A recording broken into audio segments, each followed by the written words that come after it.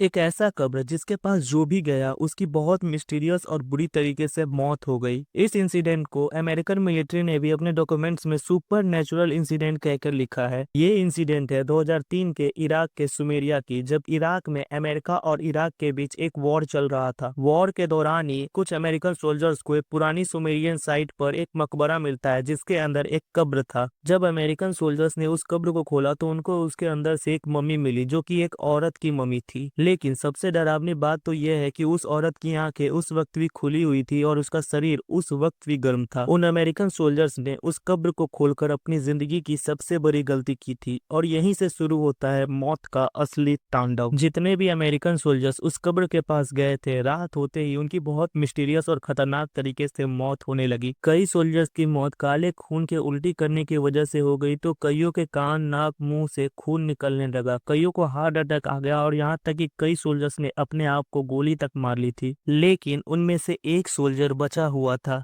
जब उससे पूछा गया कि आखिर हुआ क्या था, तो उसने सिर्फ एक ही बात कही कि वो अभी हमें देख रही है और वो इंसान के भेष में डेविल है। उस सोल्जर ने जैसे ही ये बात कही उसके भी मुंह से खून निकलने लगा और वहीं पर उसकी भी डेथ हो गई। वो सोल्जर जिस औरत के बारे में भी बात कर रहा था वो औरत उसके अलावा और किसी को नहीं दिख रही थी। लेकिन इस इंसिडेंट के बाद उस सुमेरियन साइट को हमेशा के लिए बंद कर दिया गया। लोगों का ये कहना है कि वो कब्र सुमेरिया की एक पुरानी देवी इएना का कब्र था और उन सोल्जर्स ने देवी को नाराज किया जिस वजह से उनकी इतनी भयानक तरीके से मौत हुई। लेकिन कई लोगों का ये भी कहना है कि वो कब्र किसी देवी की नहीं बल्कि एक बहुत बड़े शैतान के पुजारन की कब्र थी जिसे जिंदा ही कब्र में दफनाया गया था और अब उसकी आत्मा आजाद हो गई है।